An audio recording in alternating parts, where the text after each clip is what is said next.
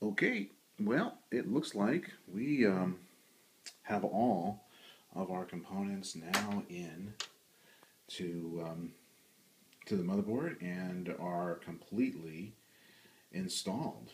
As you can see, the video card back in, drives are powered up, even the optical drive up there. We got a nice little brace in place for the heavy duty video card. CPU fan plugged in. We got some case fans all plugged in. We've actually plugged in a couple of our modular extensions for the power supply, which lead up to power up the drives and the optical drive up there, as well as the video card itself.